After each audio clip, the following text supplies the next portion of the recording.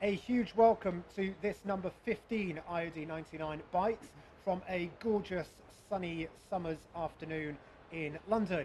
I am joined as always by Jamie, who is Head of Tech and Entrepreneurship Policy at the IoD, and by an awesome IoD99er. In this case, it is the turn of Pritesh, who is the founder of World of Zing.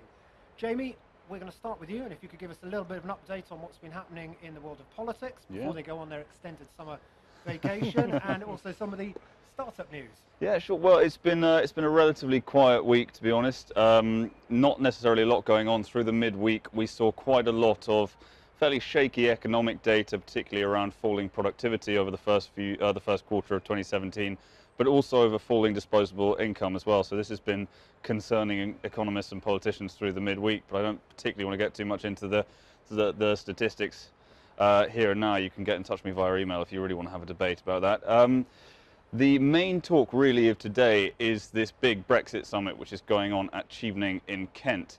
And so the Prime Minister's come under quite a lot of criticism recently because there's a sense that the government haven't really been adequately listening to business over what the terms of the Brexit deal should look like, and also a free trade deal afterwards. So what's happening today is a sort of resetting of that relationship where a number of senior business leaders turn up to Chevening in Kent, and they'll be greeted by various government ministers, and they will spend the day really trying to figure out what the best approach to the Brexit deal is going to be over the next 2 years, and then after that how we set about sort of looking at terms for a free trade deal.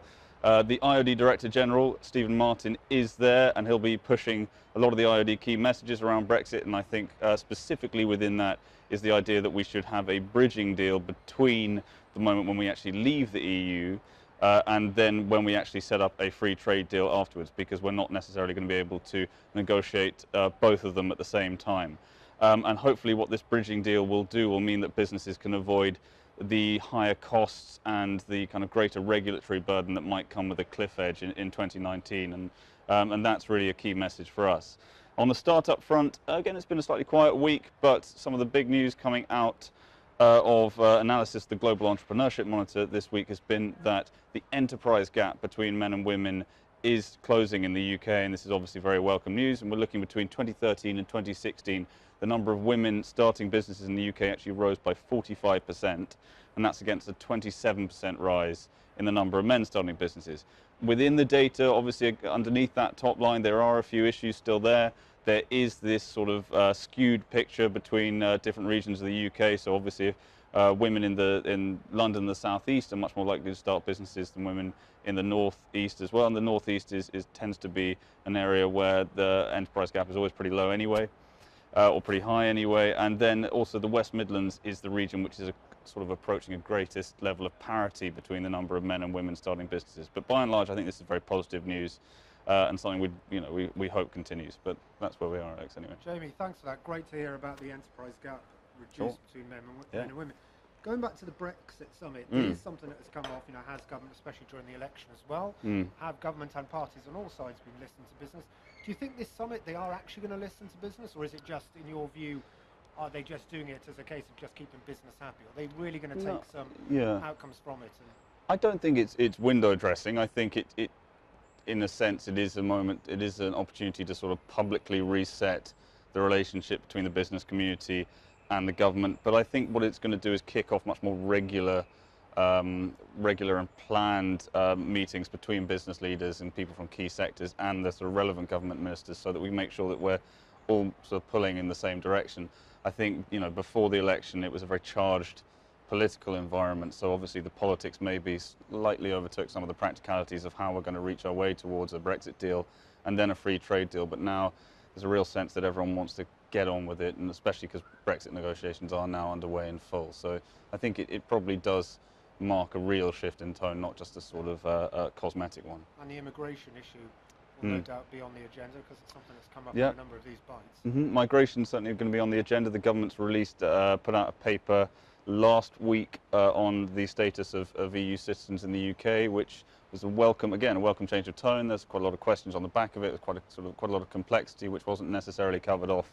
But this is obviously going to be front and centre of what Stephen, the IoD Director General, is going to be pushing for as well, is making sure that UK startups in particular, but also across the spectrum and growing sectors in the UK, are able to have access to an incredibly important pipeline of skills, particularly from Europe over the next few years, and that is as least interrupted by Brexit, or as uninterrupted by Brexit as it possibly can be.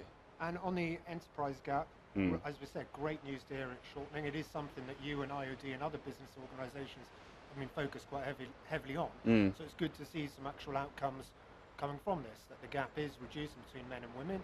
There are more women going into starting up their own business. We're certainly seeing it within the 99. Yeah. There are certain sectors where there are issues, tech still and things like this, but...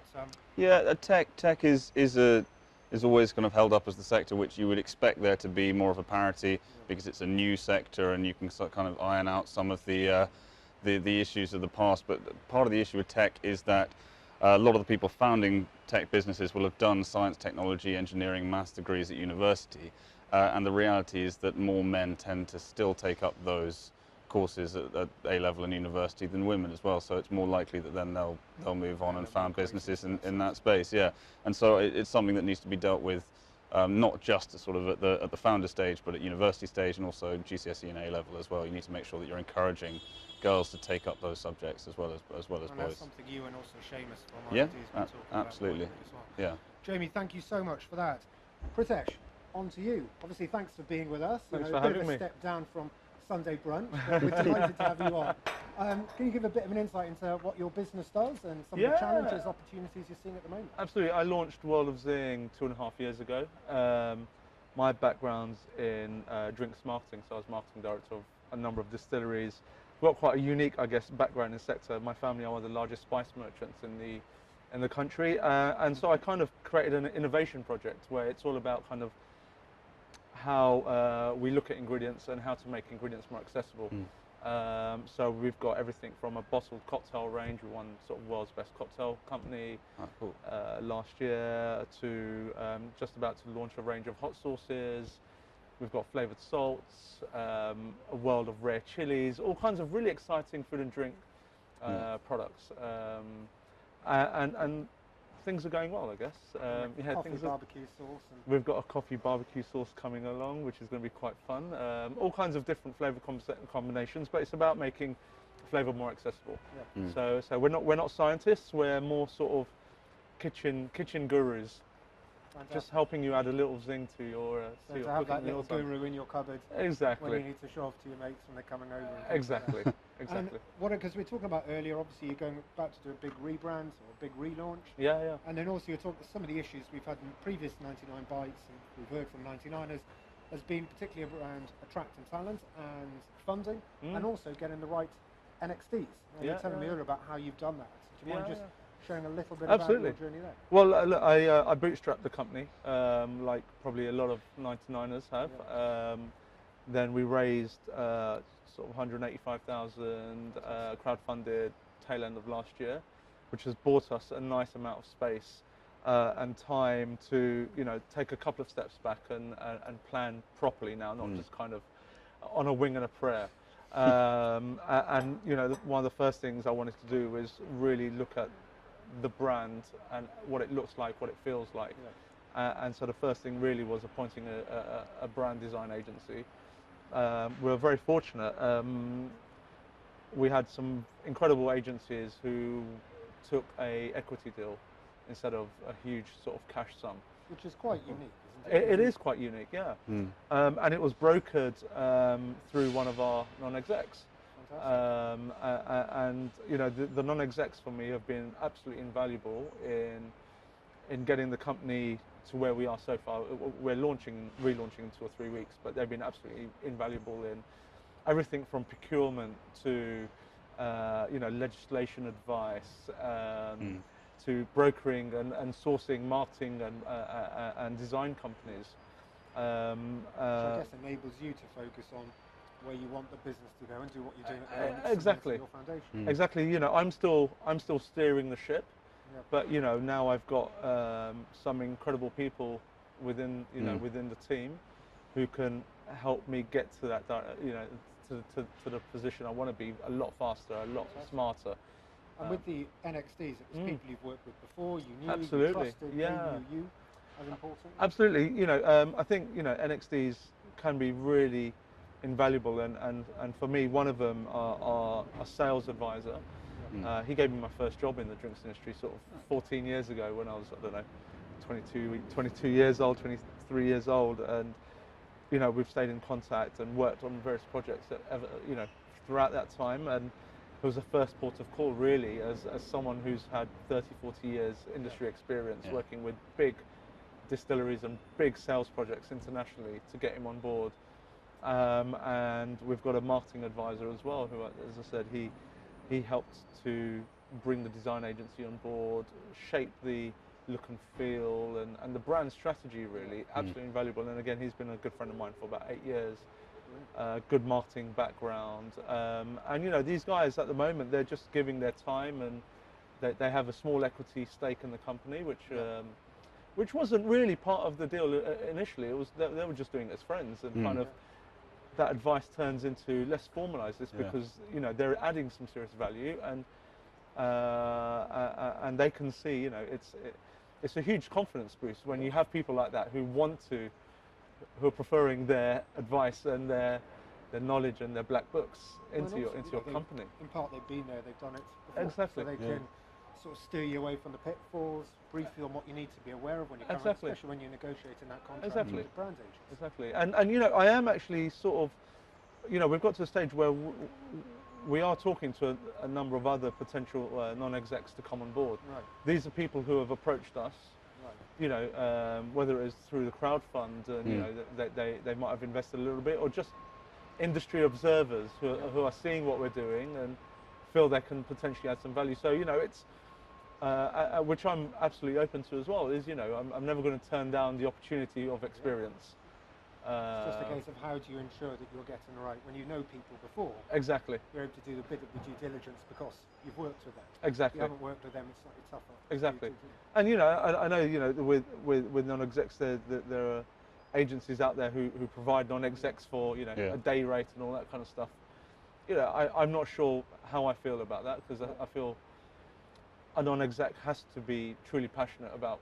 Will be invested, Has to be invested in some, whether it's, you know, direct financial, I've put money in, or but there needs to be some sort of personal, emotional investment into your company. So, especially with you, you're trusting them with something you set up, your baby. Exactly. There's going to be quite a lot of emotional trust going Exactly. on. And coming back round to the crowdfunding thing, as we said, something Jamie and I've heard of a lot, both in these bites but also at 99 events.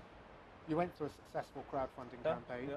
If you were going to give 2 or 3 top tips from a 99er who's watching this, or a startup watching this, on the do's and don'ts, did you do anything that you wish you hadn't done with hindsight, or was it all plain sailing? No, it wasn't plain sailing. You know, it's a lot harder than. See, the problem with, I guess, new business and kind of people at the moment is everything seems so easy. And people, you know, we read the press, and particularly in the food and drink industry, you know, or the tech industry as well, where, you know, some guy raises $1 million or 10 million or 100 grand or whatever it is, and you know, it's this sexy story that we read, and everyone, it makes it sound so easy, and it's tough. It's tough, you know, especially when you've bootstrapped your company. And that first 2 years was, as I say, it was a wing and a prayer. My books were in a horrendous mess. You know, you're just trying to get your company out for that first 2 years, or you know, your bootstrapping period. And then suddenly there's an opportunity to crowdfund, and suddenly you've got to get your ship in order fast, and then be prepared for questions that you know, you just can't imagine.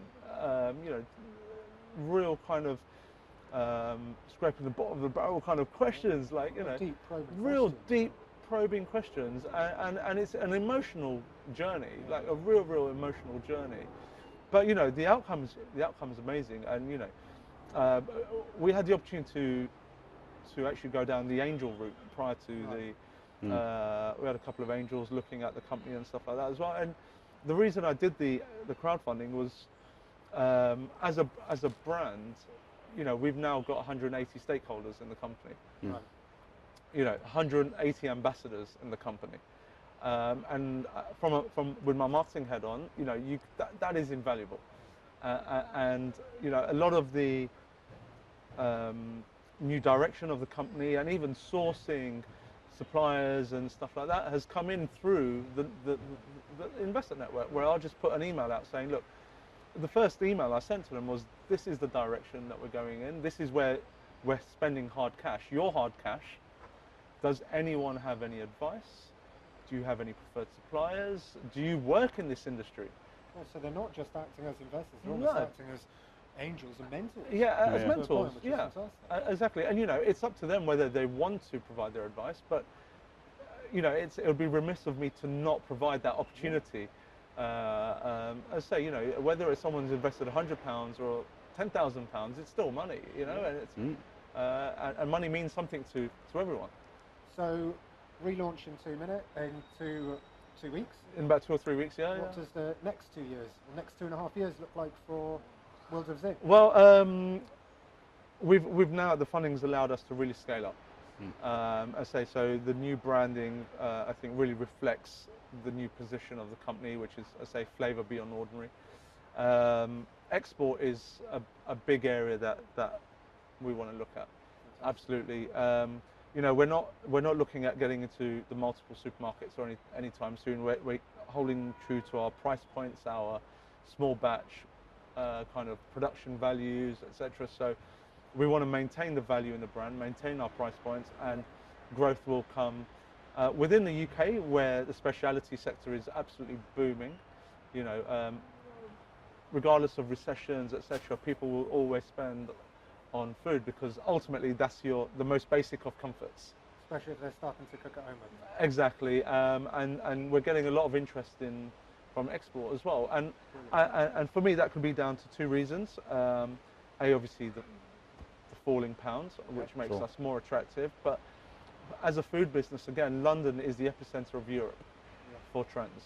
And we really direct what happens in Europe by a long mile. We're so far ahead. By a long way, we're so far ahead. And so it's, I guess, a combination of the two, which is kind of making us a bit more attractive at the moment. Pritesh, thank you so much indeed. Best of luck for the next 2 weeks. Thank you. And the next 2.5 years. Thank you. Great to have you on. Jamie, as always, massive thanks. Thank you all for watching. If you are celebrating Pride this weekend, have an awesome weekend. We've got a great event taking place at the IoD this evening about Pride in business, so do check out the Twitter handle about that. We look forward to seeing you next week, and enjoy the nice weather while it lasts.